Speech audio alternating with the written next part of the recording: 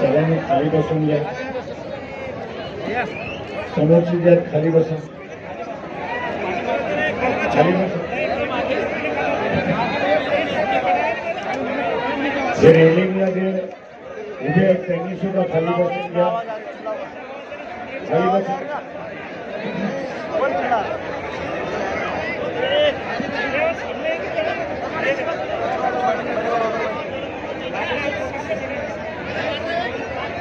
हे इकडचे सुद्धा आहे ते खाली बसून घ्या. पाठीमागचे बोलावून करताय.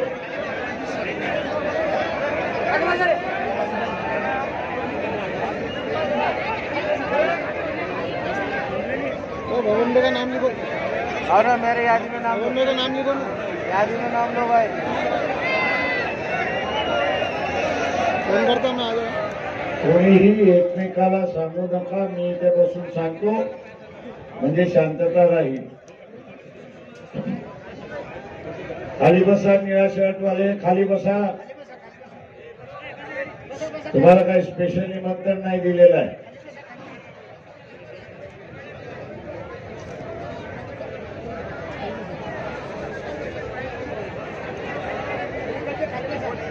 तेरा तारखेला जी निवडणुका होतात आहे त्याच्यामध्ये मराठवाड्यातले असणारे 3 उमेदवार आहेत. औरंगाबादचे उमेदवार आहेत अफसर खान.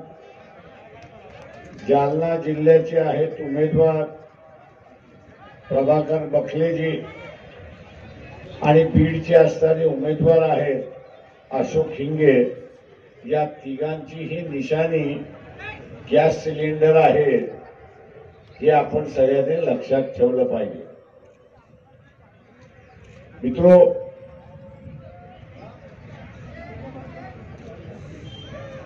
या निवडणुकीमध्ये आपण असताना पाहिलंय उमेदवार काँग्रेस शिवसेनेचा असेल किंवा भारतीय जनता पक्ष शरद पवार, भारतीय जनता पक्ष अजित पवार आणि एकनाथ शिंदे यांचे उमेदवार आपण बघितले तर एकाच समाजाचा आहे. औरंगाबाद मधला त्याचा असणारा फरक आहे एवढीच असणारी परिस्थिती आहे. ते नुसते एका समाजाचे नाही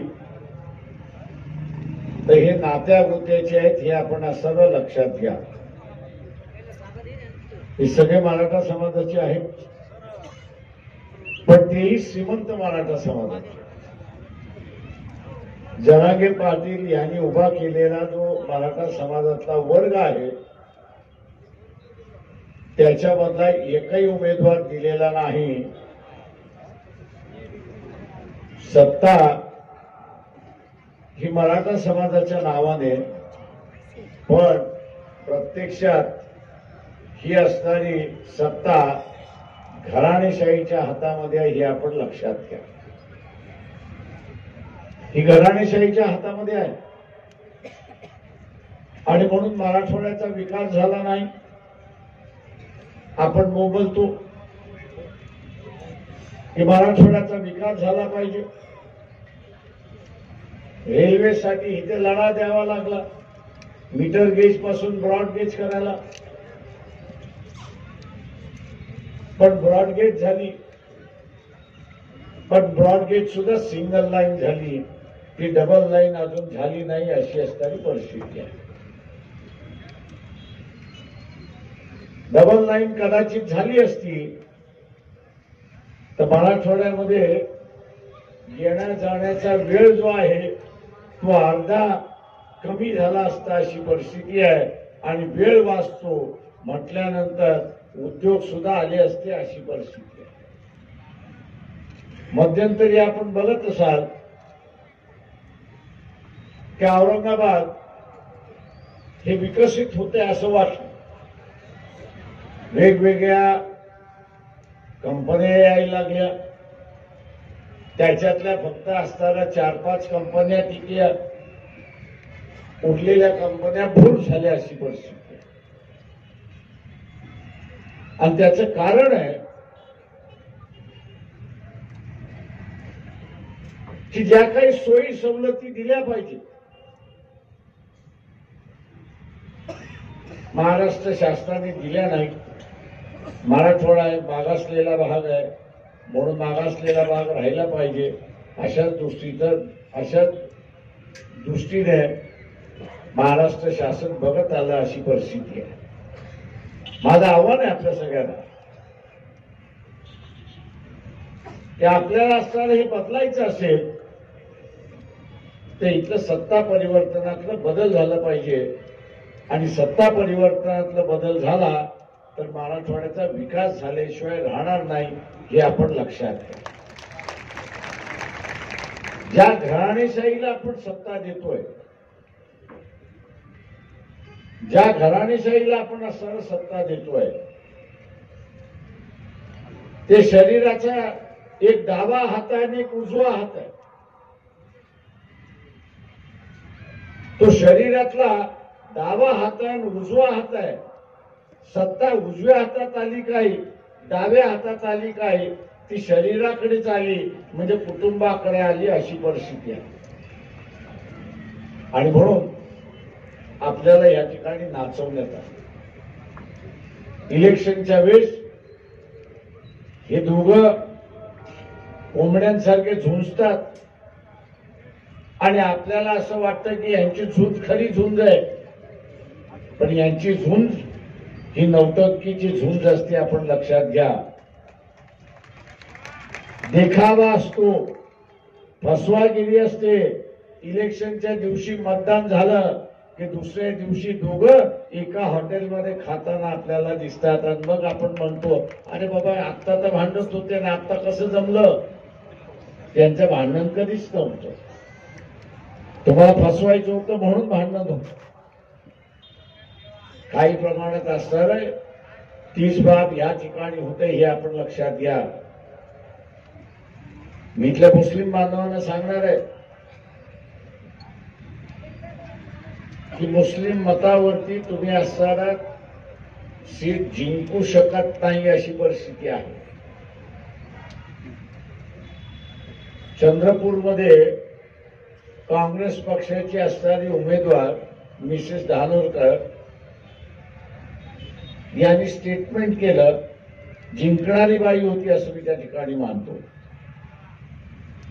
तिने स्टेटमेंट असं केलं की जिल्हा परिषदेची सत्ता, आमदारकीची सत्ता आणि खासदारकीची सत्ता ही कुणबी समाजातच असली पाहिजे. तिने स्टेटमेंट काय केलं, जिल्हा परिषदेची सत्ता, नगरपालिकेची सत्ता, आमदारकीची सत्ता, खासदारकीची सत्ता ही कुणबी समाजातच राहिली पाहिजे. चंद्रपूर मधल्या मतदारांनी सांगितलं आता तुला आम्ही बघतो, आम्ही तुला बघतो. आणि आता चंद्रपूर मधल्या ही सीट 3ऱ्या क्रमांकावरती गेल्या असे मला लोक त्या ठिकाणी म्हणत होते की फक्त कुणब्यांना मतदान पाहिजे असेल तर कुणब्यांनीच मतदान करावं, आम्ही कुणब्यांच्या विरोधात मतदान करणार ही भूमिका त्या ठिकाणी झाली. एका समाजावरती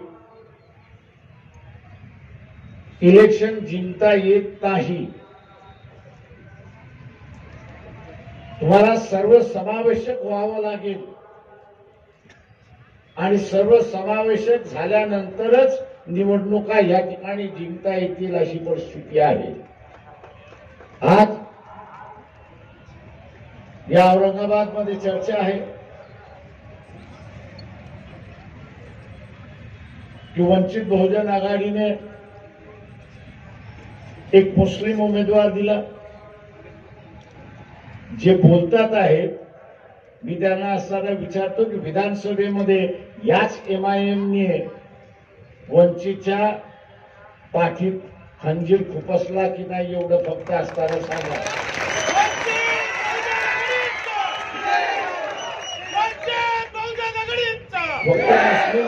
मतांवरती असणारा एमआयएमचा उमेदवार जिंकून आला नाही. ते एमआयएमचा उमेदवार जिंकून आला इथल्या ओबीसीच्या मतावरती जिंकून आला, एवढं लक्षात घ्या. मुस्लिम कार्यकर्ता मुसलमानाच्या विरोधात भूमिका घेत नाही. मुस्लिम समाज पाठीमागे राहिलाय त्याचं एकमेव कारण की त्याच्या समाजातला वाईट माणूस मुस्लिम कार्यकर्ता वाईट असला तरी त्याच्या विरोधात तो भूमिका घेत नाही आणि त्याला सांगत नाही की तू असणारा चुकलेला आहेस.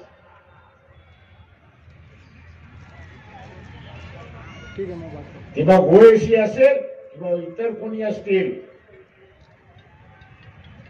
युती केल्यानंतर युतीचा धर्म हा निभावावा लागतो. तो निभावता येत नसेल तर युत्या करू नका.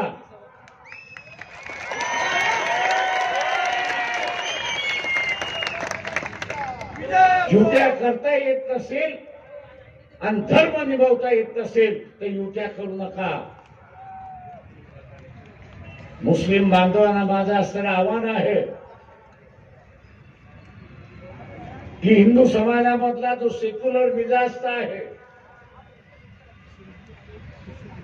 त्यांनी आपल्या समाजाच्या विरोधात जाऊन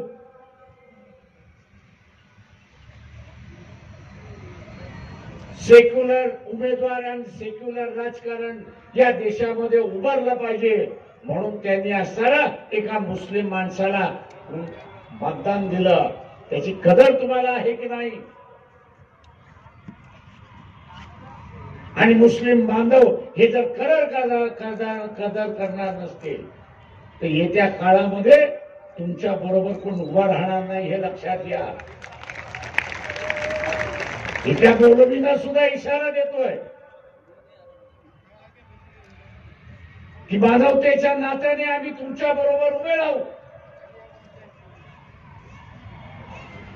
पण तुम्ही सुद्धा मानवतेच्या नात्याने माणुसकी बरोबर आणि सेक्युलर बरोबर उभं राहायला त्या ठिकाणी शिकलं पाहिजे. फक्त माझ्या धर्माचा आहे आणि म्हणून सर्व गुन्हे माफ अशी असणारी भूमिका घेणार असाल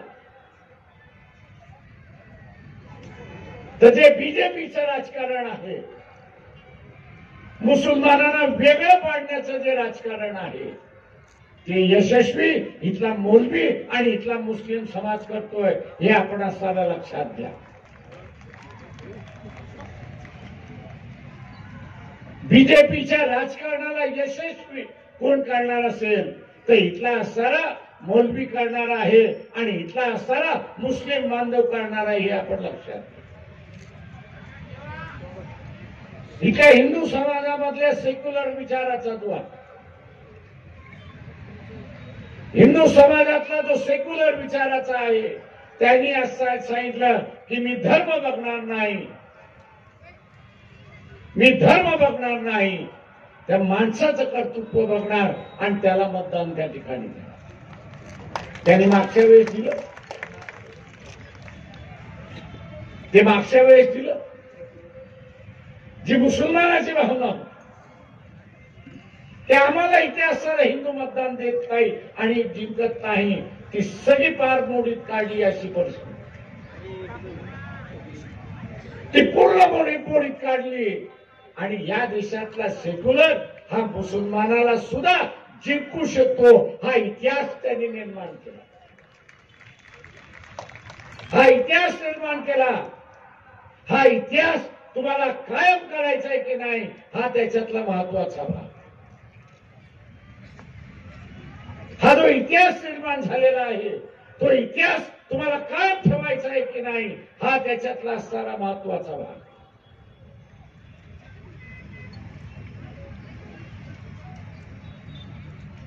कालच मोदीचं वाक्य की बाळासाहेब ठाकरेंचे असणारे माझ्यावरती उपकार आहेत आणि म्हणून उद्धव ठाकरे अडचणीत आले तर मी त्याच्या पाठीशी उभा आहे आणि पाहिजे ती मदत मी त्या ठिकाणी करणार आहे. हे उद्याच्या येणाऱ्या राजकारणाची नांदी आहे, हे आपण लक्षात घ्या. ही उद्याच्या राजकारणाची नांदी आहे. वाटाघाटी ज्यावेळेस चालल्या होत्या त्यावेळेस आम्ही पहिल्यांदा म्हणालो होतो की आपण सेक्युलर मतावरती जिंकून येणार आहोत आणि म्हणून सेक्युलर मतदाराला हे आश्वासित करू की 5 वर्ष आम्ही भारतीय जनता पक्षाबरोबर समझोता करणार. हे आश्वासन आपण देऊ. हे आश्वासन द्यायला राष्ट्रवादी तयार नव्हती आणि हे आश्वासन द्यायला शिवसेना ही तयार नव्हती. शिवसेनाही तयार नव्हती. मी आता असणारा काही मुस्लिमांचं बघतोय, नाही आपण सेक्युलर पार्टियों को वोट देना चाहिए. अरे कौन सेक्युलर?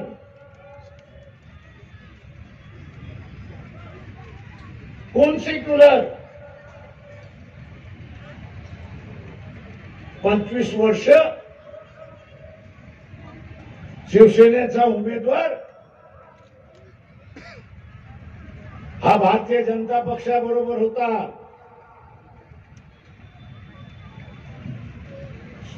भारतीय जनता पक्षाबरोबर होता. तिथं जमलं नाही की मुद्दामून फाटून घेतलं की आपल्याला 48 जागा जिंकायच्या आहेत आणि म्हणून फारकत घेऊन इथे असताना युती घेतली.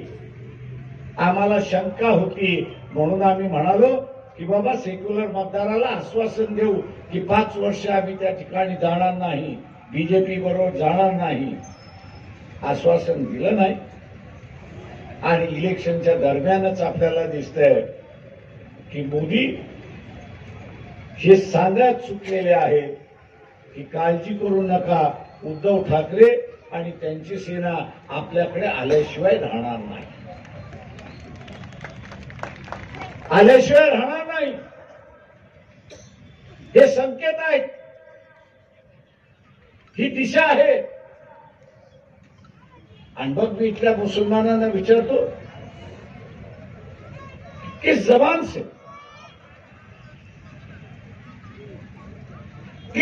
से आप ये कह रहे हो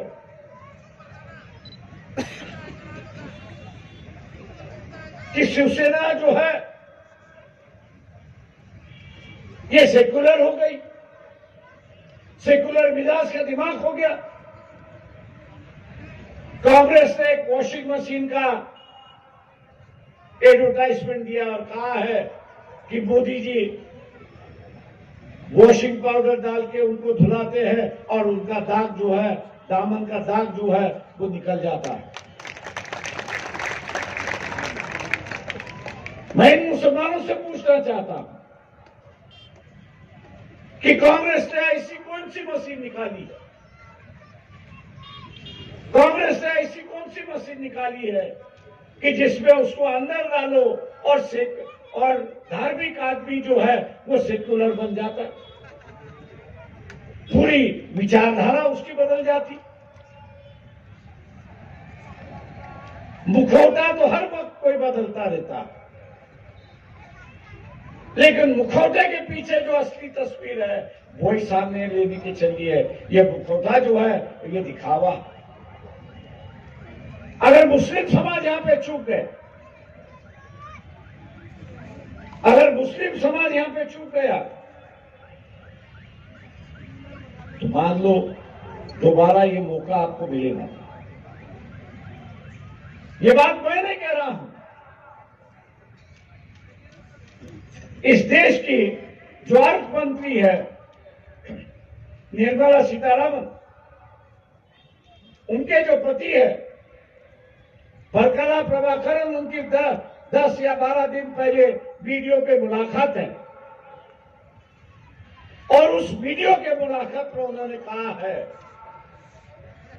कि अगर दोबारा मोदी चुन के आते हैं तो संविधान के बचेगा तो नहीं, लेकिन उन्होंने मुसलमानों को आगाह किया है, ईसाइयों को उन्होंने आगाह किया है और ये कहा है कि अगर बीजेपी और मोदी दोबारा सत्ता पर आते हैं तो मुख्यमंत्री के वक्त में जो गोधरा में हुआ, मुख्यमंत्री के वक्त जो गोधरा में हुआ और प्राइम मिनिस्टर होते हुए जो मणिपुर में हुआ, कत्लेआम जो हुई, वही सिलसिला वो कह रहे हैं कि भारत के गली गली में हो, भारत के गली गली में होगा। ये कोई छोटा मोटा आदमी नहीं है।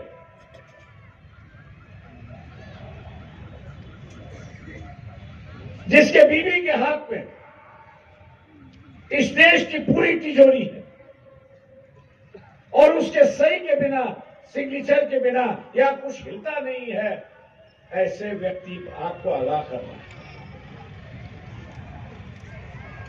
इसलिए इस बात को नजरअंदाज मत करो, इस बात को आप नजरअंदाज मत करिए। कुछ लोग मुझे कहते हैं इतिहास का दोहरा दे कि हम तो लड़ने वाली कौन है। मैं उनसे ये पूछता फिर गोधरा में क्यों नहीं लड़े भैया? बदले की भावना क्या, तो फिर गोधरा में क्यों नहीं बदला लिया? ये जो इतिहास जो है वो सबक सिखाता है कि वे हम लोग लड़ना चाहिए। ये नहीं कि उसकी दुआ दे के हम लोग ये करें। अगर हम लड़ेंगे नहीं तो अपने आप को बचाएंगे नहीं, और लड़ना है तो या इस बार वोट के माध्यम से लड़ना है और यही देखना है कि हम लोग दोबारा इतिहास इस औरंगाबाद को दोबारा,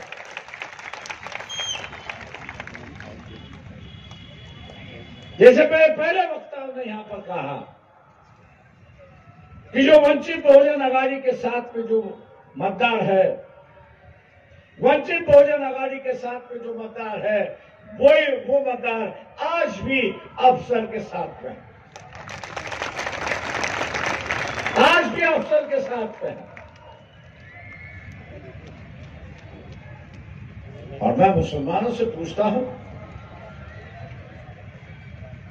आप हारने वाले के साथ जुड़ोगे या जीतने वालों के साथ जुड़ोगे?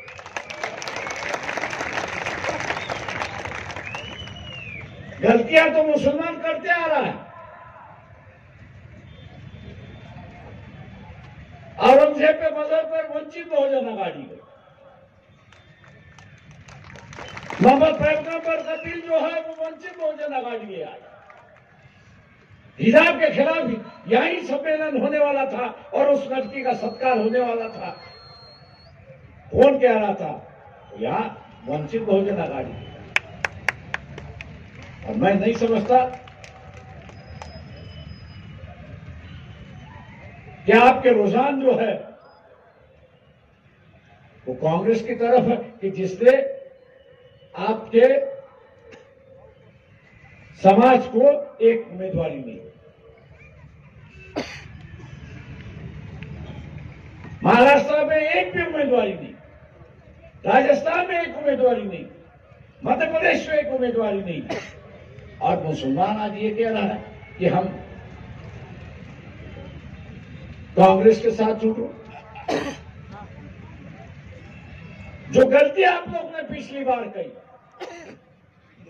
मुस्लिम समाज ने तो पिछले बार जो गलती की और उसकी वजह से बीजेपी आई है,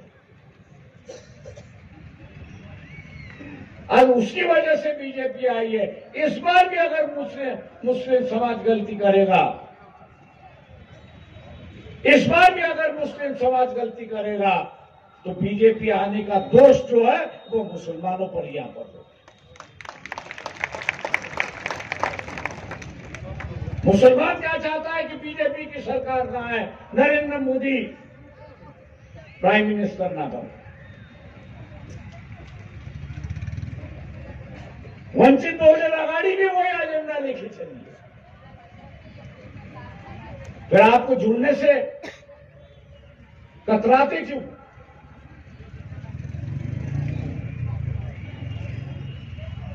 आप जोड़ने से कतराते क्यों? आपका मजहब तो ये सिखाता है कि जिसमें जुल्म हो रहा है, अत्याचार हो रहा है, उसको साथ दो, उसके साथ रहो, तो अल्लाह आपको दुआ दे। यहां मालियों को टिकट नहीं है, धनगरों को टिकट नहीं दिया, और किसी समाज को नहीं दिया। और अत्याचार जो होता है वो जिनको टिकट दिया हुआ है कांग्रेस वालों ने, वही तो अत्याचार मुसलमानों पे कर रहा है। इस बात को आप भूल गए। एक नया रास्ता, दोस्ती का रास्ता, भाईचारे का रास्ता, विश्वास का रास्ता, सेक्युलर का रास्ता वंचित बहुजन आघाड़ी आपके सामने रख रही है। वंचित बहुजन आघाड़ी आपके सामने रख रही है। आज बीजेपी और नरेंद्र मोदी ये कह रहे हैं, इनडायरेक्टली कह रहे हैं कि कांग्रेस का जो एजेंडा है वो मुस्लिम लीग का एजेंडा है, और उसके आगे जाके ये कह रहे हैं कि देश का बंटवारा हो। कभी आपने सोनिया गांधी, राहुल गांधी, खड़गे ने इसके खिलाफ का बयान दिया, ये आपने सुना है? जिनकी हिम्मत नहीं है अपनी इज्जत बचाने की हिम्मत नहीं है, वो आप लोगों की क्या हिफाजत करें? आपकी अगर हिफाजत करना है तो आपको ही हिफाजत करना जरूरी है। और इसलिए मैं आप लोगों से ये कहता हूं कि हम लोगों की कोशिश है कि मुस्लिम समाज अपने पैरों पर खड़ा हो, और इसलिए इस इलेक्शन में 5 जगह जो है वो मुसलमान कैंडिडेट हम लोग ने उतारे। अफजल खान उसमें से एक है। वक्त हो चुका है, इसलिए मैं आपसे गुजारिश करता हूं, विनती करता हूं, ये तीनों उम्मीदवारों की जो निशानी है ये गैस सिलेंडर है। गैस सिलेंडर का सामने का बटन दबाकर इनको भारी वोटों से जिताइए। इन्हीं लफ्जों के साथ रजा लेता हूं। खुदा हाफिज।